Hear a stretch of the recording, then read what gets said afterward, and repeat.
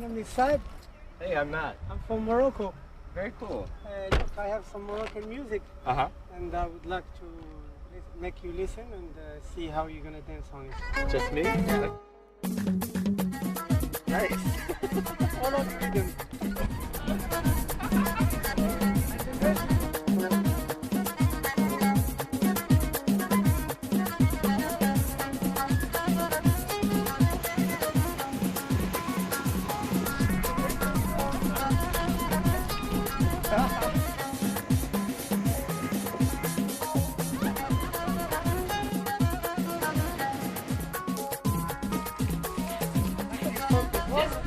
Like this.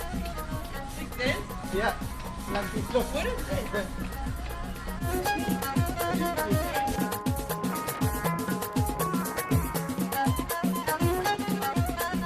No.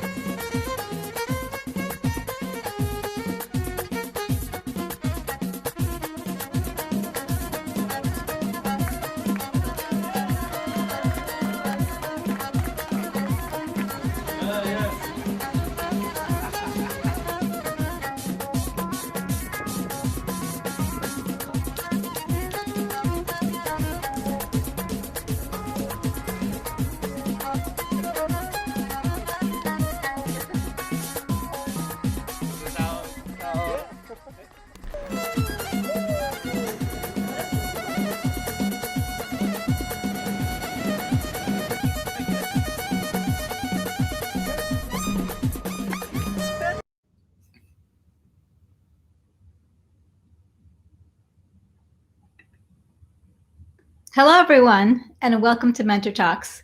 My name is Saad Abid, and I'm joining you from Washington, D.C. and the Office of Alumni Affairs in ECA at the U.S. Department of State.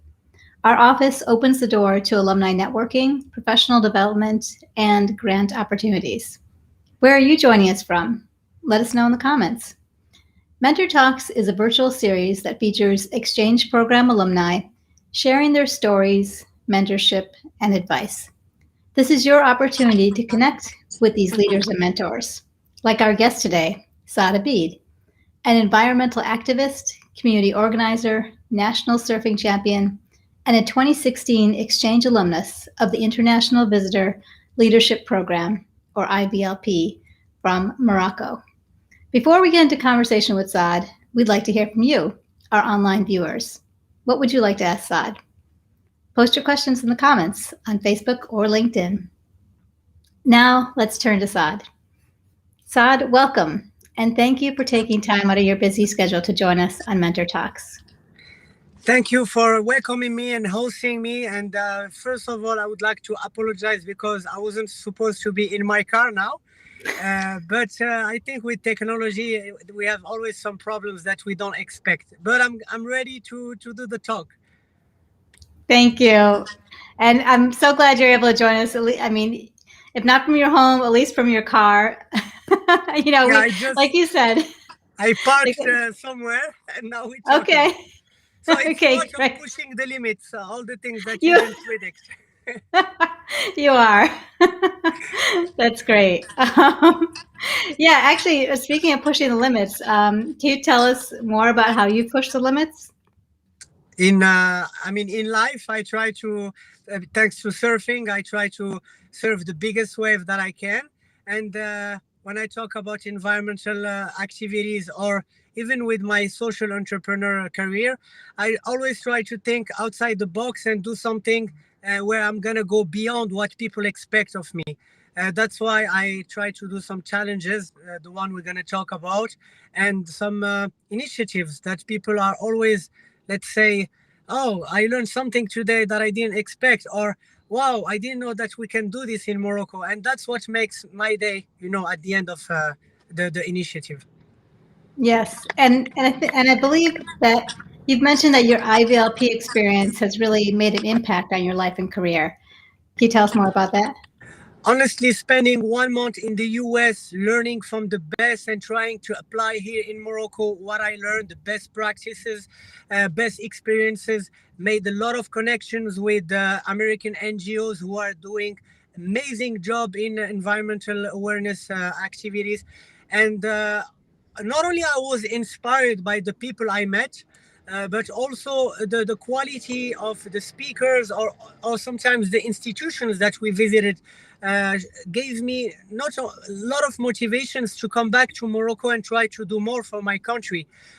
Just for your information, I was living abroad for 10 years. I had a very comfortable job outside of Morocco, and I decided to leave everything and come back here and work at like a very bad salary, bad wage. But at the same time, I started my NGO Bahri.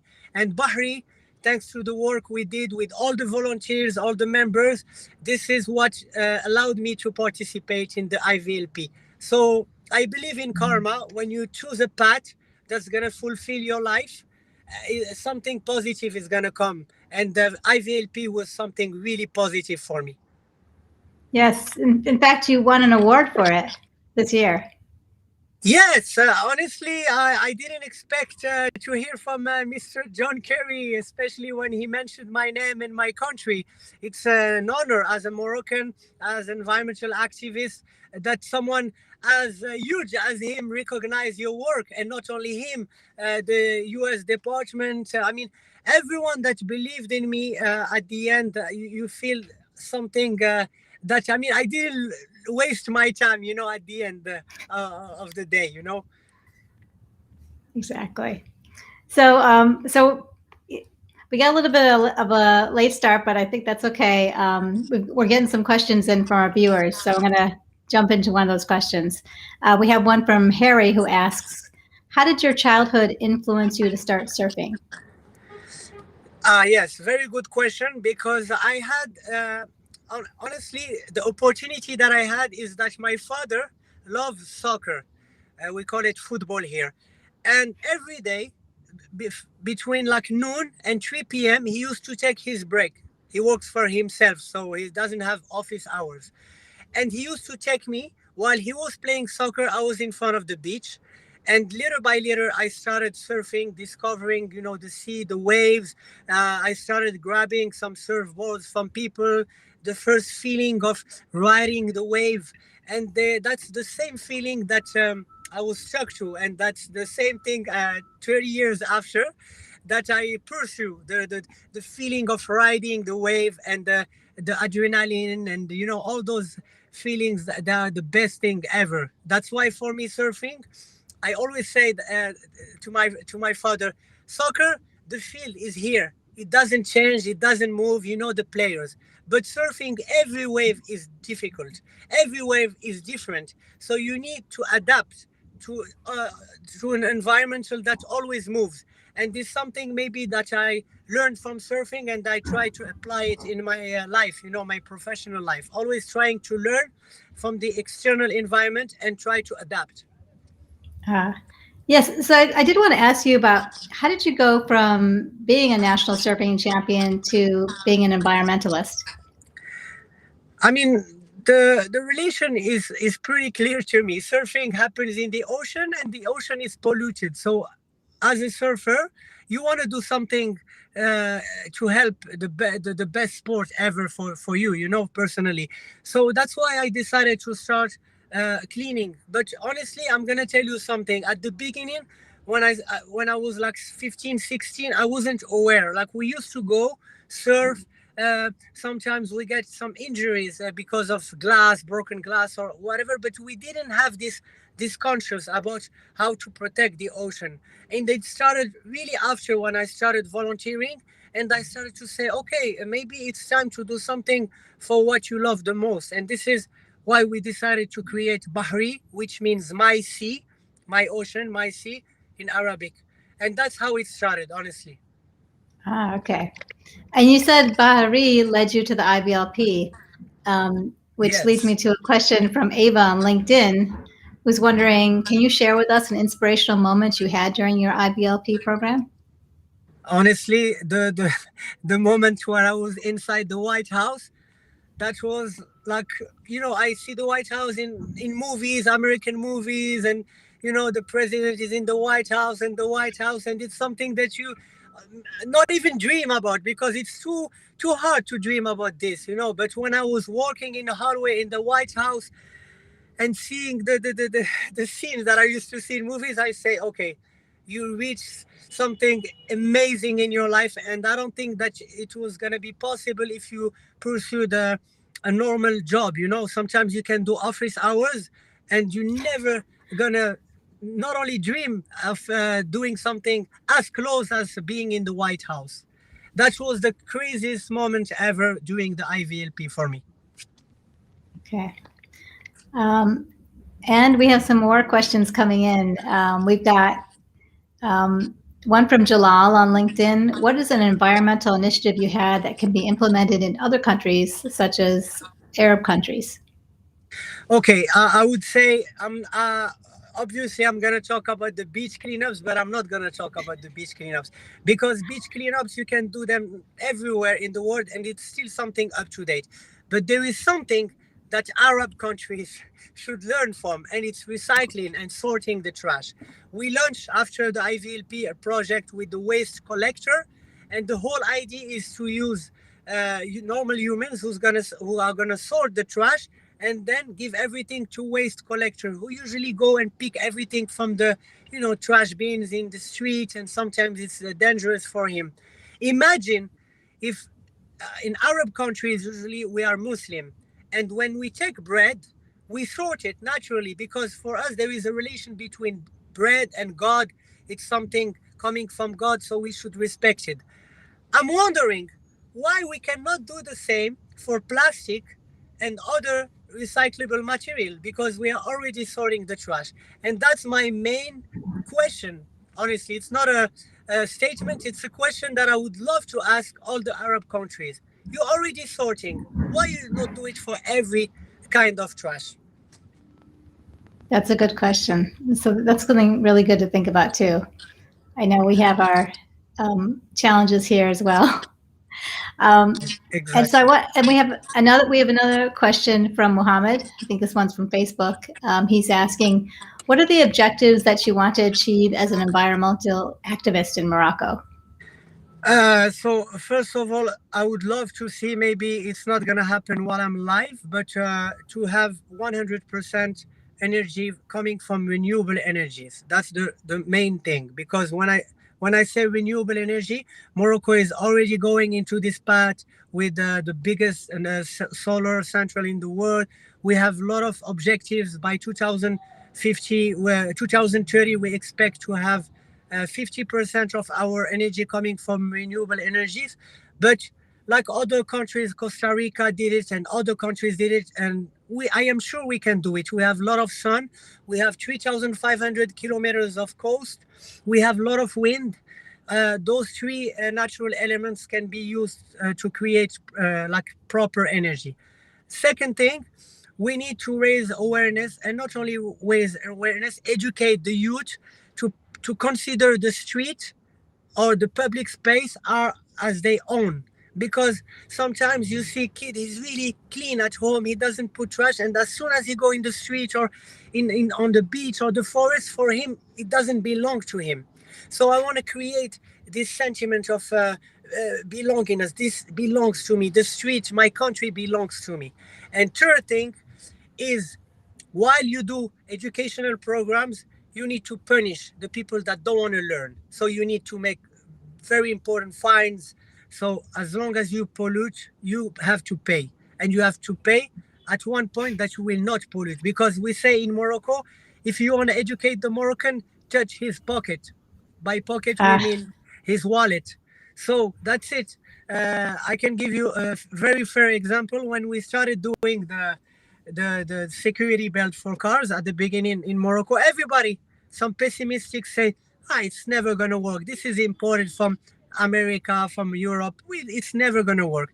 Trust me, when people started paying fines, they started putting the security belt. So I think we can reproduce the same model with polluting, littering, in terms of protecting the environment. yes. That reminds me, we had a campaign in the U.S. I believe it was in the 70s. And it was, there was like, give a hoot, don't pollute. That was one of the taglines.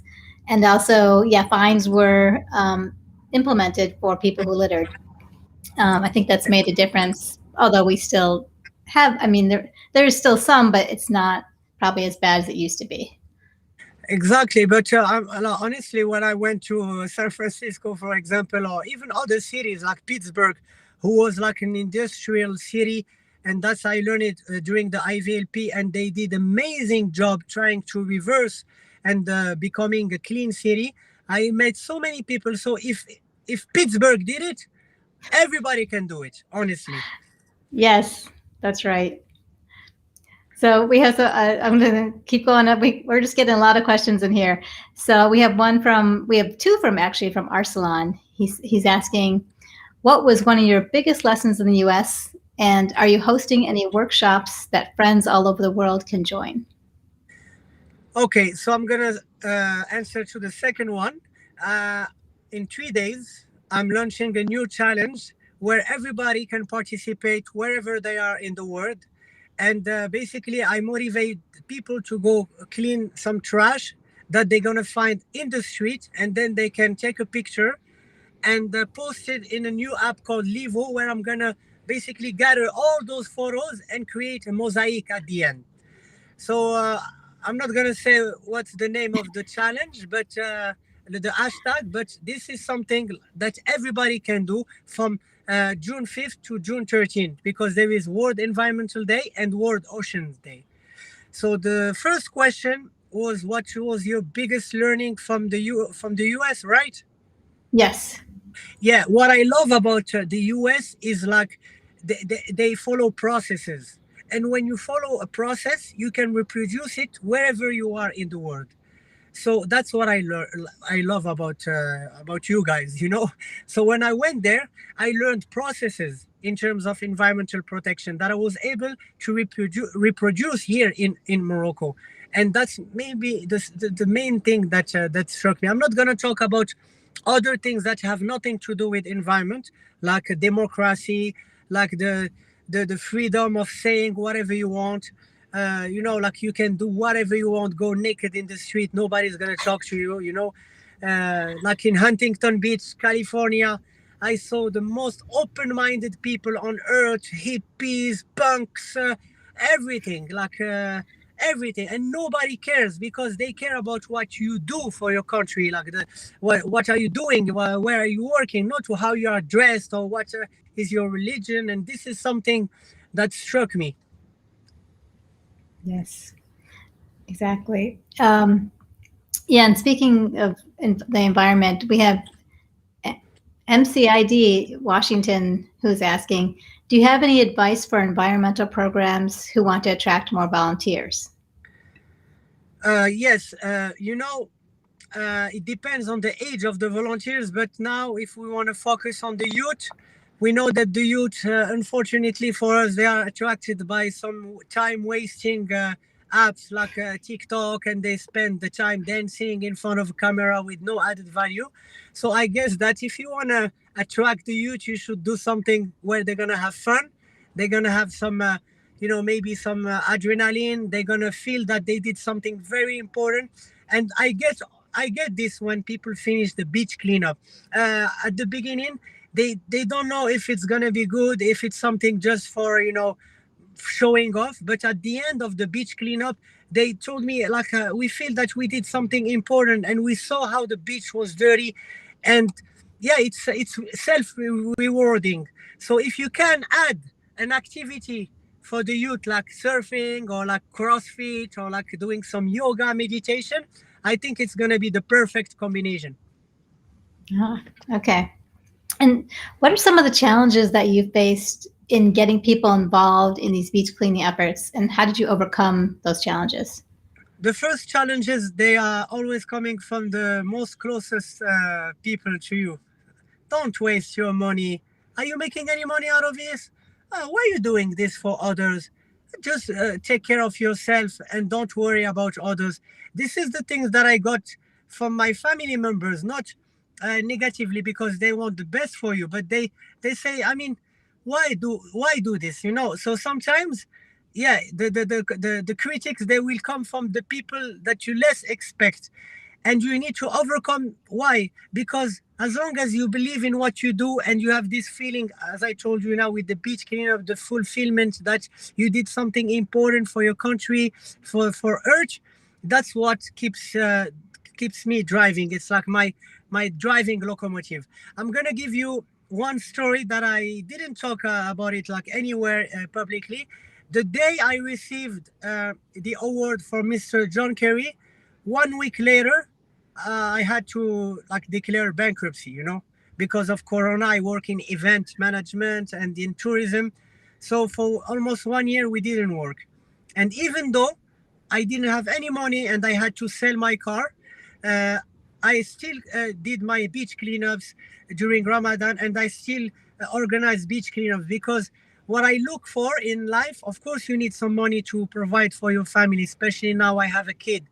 But honestly, when you find something that gives you a fulfillment that money cannot give, you need to keep going. And like honestly, that's my advice for someone who has some critics on, who has some doubts about going into, for example, volunteering with an NGO. I mean, yeah, that's what keep me alive. You know, I prefer 100 times do this rather than have a lot of money and go clubs and, you know, spend it on hookers or whatever. You know, I prefer to do this. Yes, that's great advice. Actually, do you have any advice for? Actually, we have this question from Brittany, who's asking, "What's your favorite success story of someone you've mentored?" Okay. So maybe it's not related to environment. Is it okay? Sure. Okay. So basically, it's someone that I met, and one day he came and he told me, "Listen, I've been waiting here for 1 hour because I was with my father and I saw you. I'm 21 and I have no objective in life. I saw your challenge, Memkins. You gave me a lot of hope, a lot of motivation. Do you have time?" So, you know, he looked weird and he spoke slowly and his eyes were not looking in the same direction. So he told me, I just woke up for like 6 months of coma and I spent 1 year and a half in the hospital. I lost basically the last 2 years in my life, and I want you to help me. I told him, you know, I have no money. I'm not a psychiatrist. He told me, no, I just want to start meeting people again and having friends. And I told him, what's your objective? Because now everything that you're doing now, it's like bonus. You were supposed to die and now you're alive. So every minute you should just enjoy it, you know? And we started like working little by little together, trying to take him to like you know, camping, take him outside.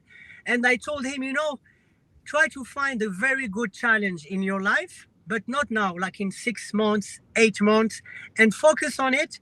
And as soon as you're gonna be able to achieve this challenge, your mind, your confidence, everything will come back.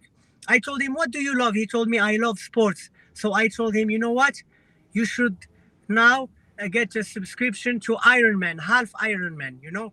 And you can start with the running and swimming and cycling, you know? And for me, he's now training for it. You know, it's gonna happen in 3 months, but he's been training for 3 months already. His life already changed. He regained like confidence. He started socializing, because what struck me is at one point he told me, you know what, I regret that I woke up. Maybe now I wanted to die and just stay like that. And to see someone, to hear someone like very young, 21 years old, saying something like this, it kills you. So this is, he inspires me, because every day he's spending like 6 to 7 hours in the gym, and he does only that, you know, he wants to do it. And that's, for me, the best motivation story that I can think of right now. Yes, you've inspired him. And he inspired me. Yes, exactly. It was good. Good, you're good for each other. So I did want to ask you about Mime Kench 26, which you mentioned. It seemed almost like an impossible. Can you tell us more about it? Yeah, actually, the word "ميمكنش" in Arabic means impossible, and I wanted to show and basically to make the impossible possible. So when I started this challenge, this ID, before it becomes a challenge, we were against you guys, you, Canada, Mexico, for World Cup bid 2026, and you won. By the way, congratulations. I'm fair Thank play, you. even if I did my best to You did participate do in your that. best. So at the beginning, I say how we can inspire others, and basically my message was, if one citizen can do this, imagine what a country, what a continent, African continent can do in terms of organizing the World Cup 2026. So it started small and it became big because I met huge superstars like Lionel Messi, Cristiano Ronaldo, Zlatan Ibrahimovic, who's playing in LA, and yeah, and some celebrities like Daddy Yankee, the one who sung Despacito with Luis Fonsi, and I went from one celebrity to the other. So basically, again, I was inspired by the Ice Bucket Challenge, who I believe was created in the United States of America. So one person will nominate two, who will then nominate two, because I figure out that I have no solution for getting in touch with each celebrity. So I focused on one, and as soon as I got one, I told her my story. And this celebrity, who was Samuel Eto'o, one of the biggest soccer player in Barcelona, and he decided to help me. And then he nominated two, who then nominated two, and then at the end, I ended up meeting 26 celebrities in 26 days in 26 cities. Wow. That's That very was the impressive. challenge. And you know what? I was inspired by this challenge to prepare the next challenge, and it's gonna happen in America. That's great. Yeah, I think we'll probably end on that question. So tell us about your next big challenge. So my next big challenge is gonna promote civic engagement, and it's gonna allow the first year 100,000 young Moroccan to get some opportunities that they won't get anywhere else. So basically, phase one is go in the U.S. and meet high-profile people and ask them about what's important for them in terms of civic engagement. So I'm gonna meet them and take as much content as possible, as much advices, and then I'm not gonna publish this. I'm gonna keep them and put everything on a website where the youth can go and learn from the best people in the United States and try to apply it. I also plan to do a partnership with the US Embassy to offer some experience not only abroad but in Morocco. For example, you can learn English for free when you are in this website. You can go study in the US when you are in this website. You can go have an internship with American companies in Morocco when you are in this website. But the thing is, to be able to get these opportunities, you need to volunteer. So I'm gonna create a project where the more you volunteer, the better ranking you have. And at the end of the month, we're gonna take the best volunteers and take their resume, do an interview, and decide which opportunity they will get.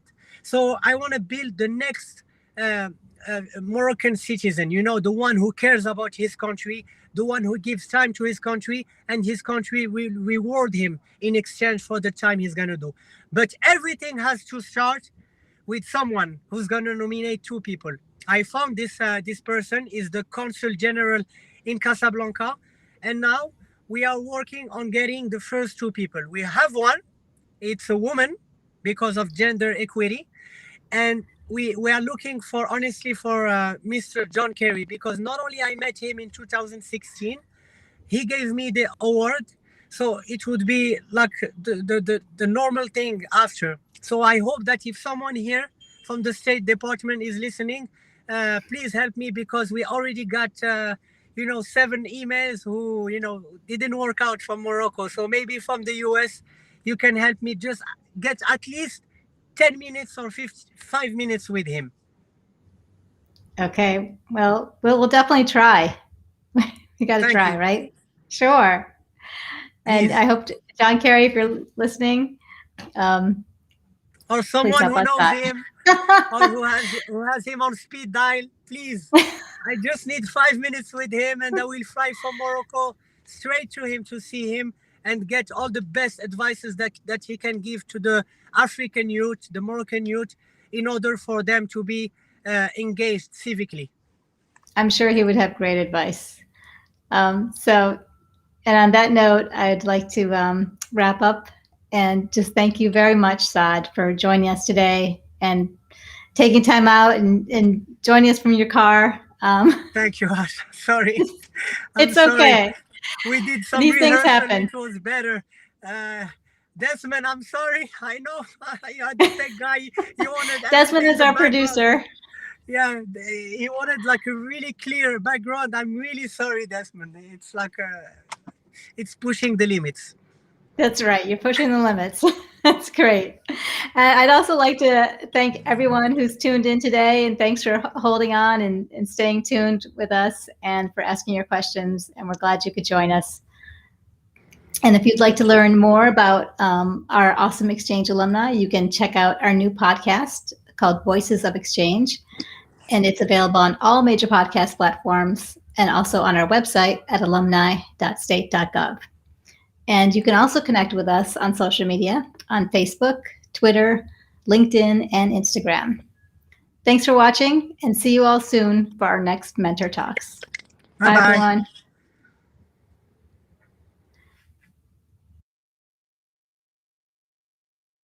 Like this? Yeah, like this. Look. What is it?